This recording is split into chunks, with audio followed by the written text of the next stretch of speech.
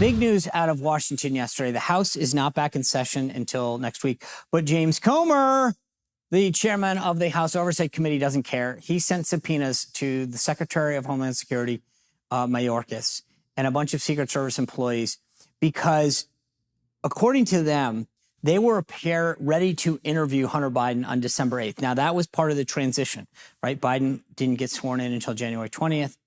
And all these guys are going to get Secret Service protection. Obviously, Biden was the president-elect.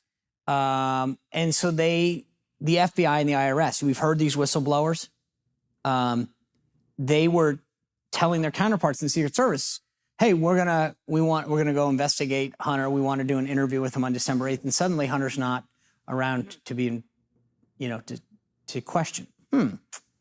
And from what they know through these whistleblowers, they were tipped off by the Secret Service. So Mayorkas oversees the Secret Service. They want to know in Congress, did you guys tip this guy off? Did you tip everyone off? I mean, and that's where the rub comes in, right? If you think about it, we talk all the time now about obstruction of justice, defying subpoenas. Well, here we go. Let's see if these guys, what's good for the goose is good for the gander. By the way, Peter Navarro, one of Trump's aides, is literally in court right now because he failed to comply with the January 6th subpoena. Now, I've had issues with the January 6th committee because I didn't think it was a legitimate committee. Anytime, for the first time in the history of the United States, you're not allowing the minority to name their members because Nancy Pelosi didn't like some of the comments they made. But anyway, I digress. But here's my point here. That committee issued subpoenas.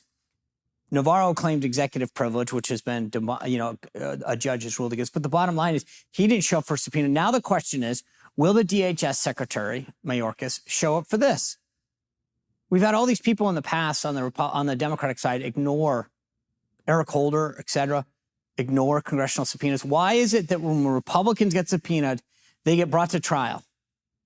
But when these guys do it, and I only say that, I'm trying to get ahead of ourselves here, but what's going to happen to these folks? What happens to Mayorkas and these other Secret Service folks if they don't abide by the subpoena? It'll be interesting because, the media won't cover it. They have no problem talking about Steve Bannon and Peter Navarro and others not complying with the subpoena. But will Mayorkas? Will he show up? Will he give them what they want? I'll be interested because I think maybe he shows up, but he doesn't tell them anything. He's going to want to, he's going to say that he can or he doesn't have anything to recall that.